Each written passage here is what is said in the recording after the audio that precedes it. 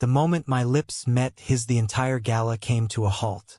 Ethan Harrington, the heir to the Harrington tech empire, sat in his wheelchair, his face a mask of shock and anger. Alex Reed had just kissed him to provoke him to show the world that the so-called perfect heir was not untouchable. It was supposed to be a simple jab, a way to humiliate the man who had ruined my family's life with one cold business decision. My father had worked for Harrington Industries for 20 years, only to be let go when Ethan took over operations last year. Dad was 55 with bad knees and no other skills. The pink slip came without warning, and now he sat at home staring at walls while Mom worked double shifts at the diner. I was 24, fresh out of community college with a marketing degree that meant nothing in New York City. I crashed the charity gala for disabled entrepreneurs by slipping in with a borrowed tuxedo and a fake name tag. The room was filled with New York's elite laughing and clinking glasses under crystal chandeliers at the Plaza Hotel. Ethan was the guest of honor, rolling onto the stage to give a speech about resilience and innovation.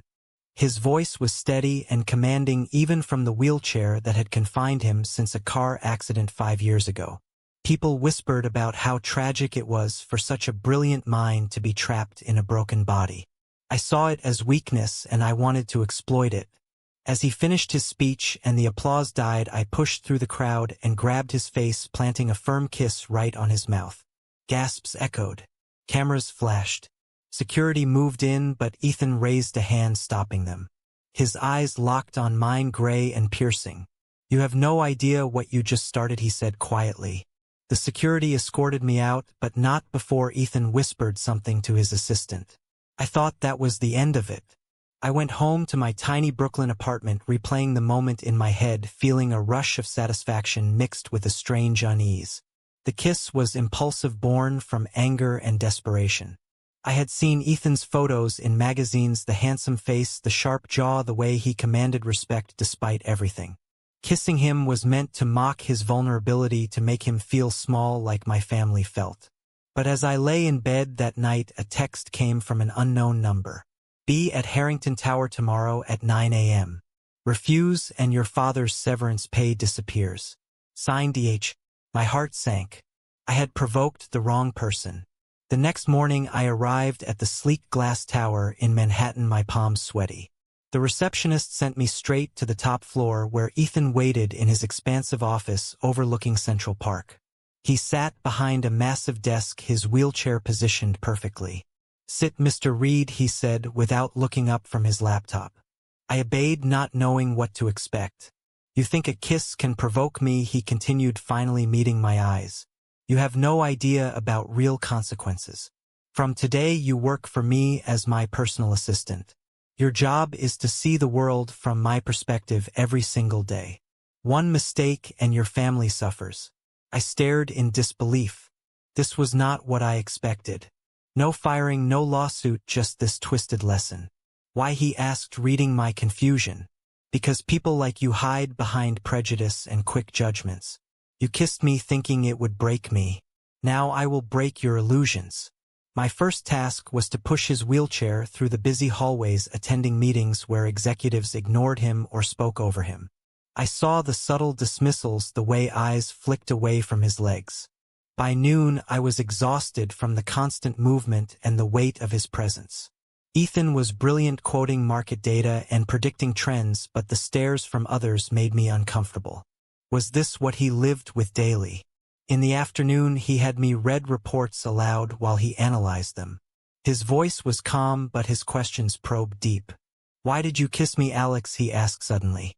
"To get back at you for firing my dad," I admitted. He nodded slowly. "And did it feel good?" "For a second, yes. Now I regret it." "Good," he said. "Regret is the first step." As the day ended I realized this was no short punishment. Ethan had power, connections, and money. My family depended on that severance check. I was trapped in his world now. Driving home I replayed every interaction. His scent lingered in my mind, clean and expensive. The kiss replayed too, not as provocation but as something electric. I shook it off. This was business, not romance. Days turned into weeks. I learned Ethan's routine, the physical therapy sessions, the painful adjustments to his wheelchair, the medications for nerve pain he hid from everyone. He never complained, but I saw the winces. One evening after a long board meeting, he asked me to help him into the car. His driver waited outside. As I positioned the wheelchair ramp, he grabbed my arm. "You are seeing the surface, Alex. Dig deeper." That night I could not sleep. The internal conflict gnawed at me. I had acted out of pain, but now I was causing more. Prejudice I never knew I had surfaced. I pitied him at first, then resented him for making me face it. Family pressure weighed heavy. My mom called daily asking about the job. I lied, saying it was fine. Dad remained silent, his pride shattered. Social prejudices hit hard too. At meetings people assumed I was his nurse or pity case. Whispers followed us. Is the cripple playing boss? Ethan ignored them, but I felt the sting. One confrontation came early. A vice president mocked Ethan during a video call thinking he was muted. I called him out and Ethan watched silently. Later he said, "You defended me." "Because it was wrong," I replied.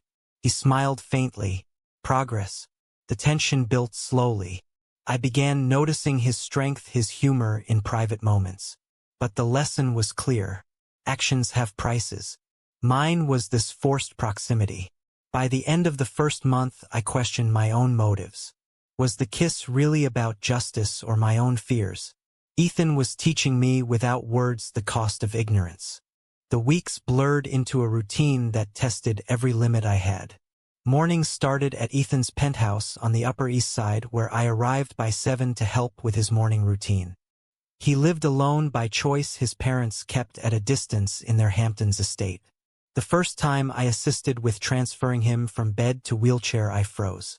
His legs were thin from years of disuse, but his upper body was strong from constant effort.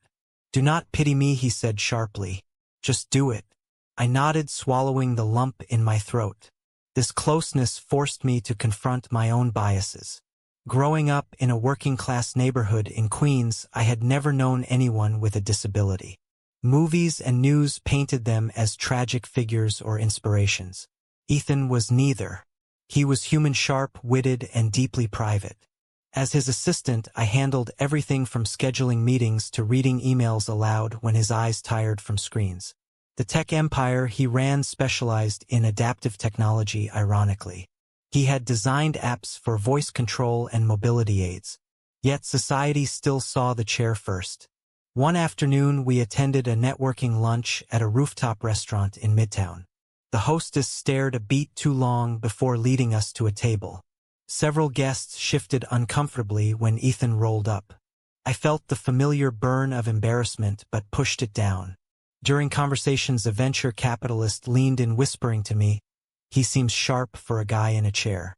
I wanted to snap back, but Ethan handled it smoothly, redirecting the talk to business. Later in the car, he said, "Say what you are thinking, Alex. They see the disability, not the man. That is the prejudice I fight daily." I admitted I used to see it that way too. The kiss was my way of lashing out. He nodded. "Honesty is rare. Keep it." Family pressure intensified when my sister visited from college. She noticed my exhaustion and the new suits I wore for work. "What are you doing with that rich guy?" she asked. "He is teaching me a lesson," I said vaguely. She pressed, but I could not explain the tangle of emotions. Guilt, regret, and something warmer I refused to name. Ethan's family entered the picture during a board dinner at his parents' mansion. His father, Richard Harrington, a stern businessman in his 60s, greeted me with suspicion. His mother, Elena, was warmer, but her eyes lingered on how I interacted with Ethan. They had arranged a potential marriage for him with a socialite daughter of a partner company. Disability was not the issue, wealth covered that. But they wanted normalcy, heirs, and stability. Over dinner, Richard said pointedly to Ethan, "You need someone suitable, not an assistant." I felt the jab. Ethan remained calm, but tension crackled. Back at the penthouse, he opened up for the first time. "My accident happened during a family trip. Drunk driver hit our car. I survived. They said it was a miracle. But miracles do not erase pain or the expectations that follow." I listened silently, feeling the weight of his words. Moral conflicts arose daily. Was keeping this job protecting my family or selling my dignity? The pay was good enough to cover Dad's bills and Mom's rent. But proximity bred confusion. One rainy evening after a late meeting, Ethan asked me to stay. We sat in his living room, fire crackling. "Tell me about your dreams, Alex, before all this." I spoke of wanting my own marketing firm helping small businesses. He listened intently. "You can still have that. But first learn the hard lessons." As I left that night, his hand brushed mine, sending a spark. I ignored it. This was not romance. It was atonement. Social prejudices mounted at public events. Paparazzi snapped photos of us together, speculating about the kiss at the gala. Headlines called it a scandal. Friends from my old life distanced themselves. One confrontation exploded when a former coworker cornered me at a bar. "You kissed a cripple for attention. Pathetic." I punched him, walking away with bloody knuckles. Ethan heard about it and said violence solves nothing. Use words. But his eyes showed approval. Internal turmoil grew. I dreamed of the kiss, replaying it not as provocation but tenderness. Waking guilt hit hard. He was my boss, my teacher. Attraction was wrong. Yet late nights working side by side chipped at my resolve. Family betrayal loomed when Dad found out about the job. He called furious. "You work for the man who fired me. Traitor."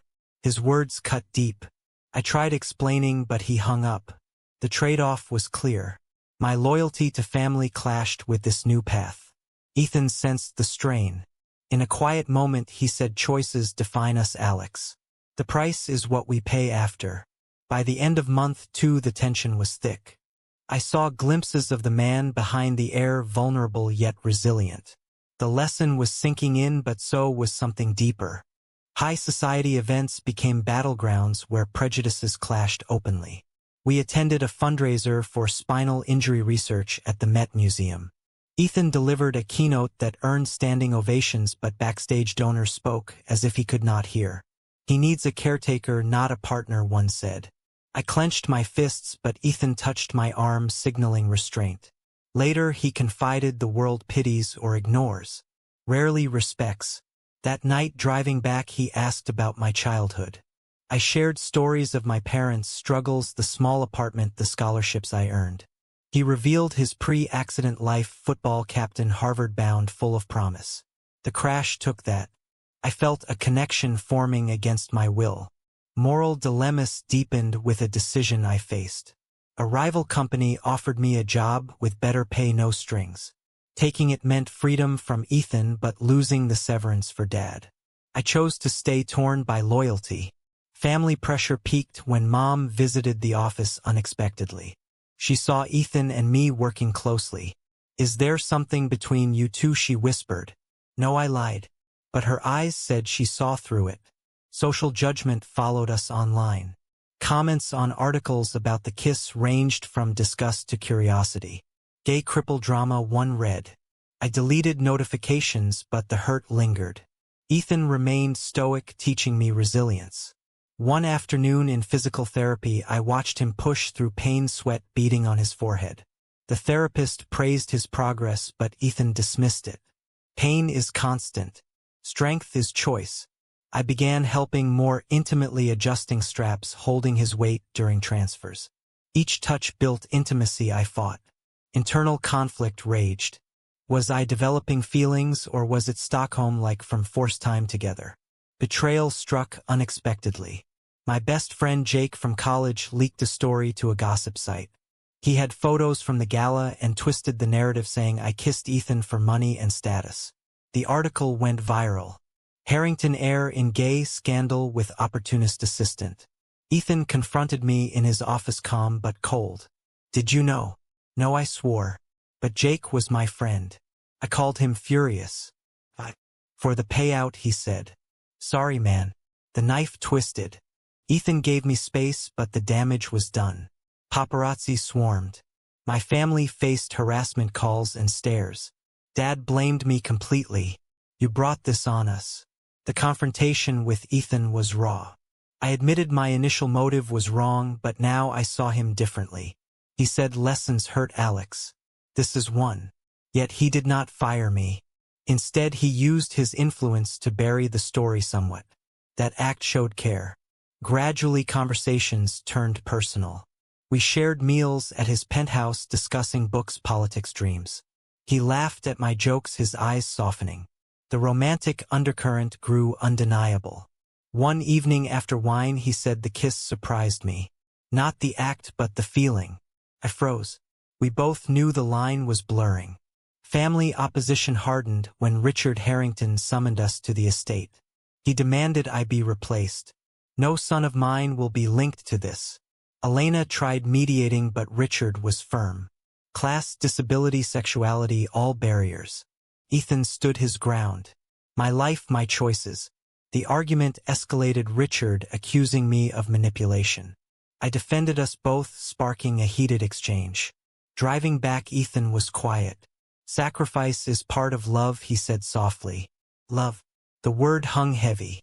My awakening began there. I realized the price of my provocation was not just the job but opening my heart. Prejudices I held melted as I saw his humanity. But society and family would not yield easily. Tension rose with each passing day. The betrayal from Jake opened floodgates of doubt. I confronted him in person at a coffee shop near Union Square. He shrugged, saying it was just business, the payout covered his rent. Friendships have prices too. His words echoed Ethan's lessons but stung deeper. I cut ties, walking away with a hollow chest. Work became refuge and prison. Ethan assigned me to lead a project adapting technology for disabled users. I poured energy into it, visiting rehab centers, seeing stories like his. One patient, a young veteran, shared his isolation. It mirrored Ethan's quiet struggles. Reporting back, Ethan praised my insight. You are learning. Internal battles intensified. Attraction was no longer deniable. Stolen glances, touches during transfers lingered. But ethics screamed stop. He was vulnerable, my boss. Moral choice loomed. Pursue or bury it. Family pressure exploded when my sister got engaged. The wedding invite excluded me unless I quit the job. They feared the scandal tainted them. Mom mediated tearfully. Choose us or him. I chose to stay, but the rift grew. Social prejudices manifested in anonymous threats online, doxing my address. Police got involved, but little help. Ethan hired security for me without asking. His gesture touched me. A major confrontation occurred at a company retreat in the Catskills. Executives, including Richard, cornered Ethan about succession. They wanted him to step aside for a cousin. Disability makes leadership questionable, one said. I stepped forward, arguing his track record. Voices rose, Richard accusing me of sleeping my way in.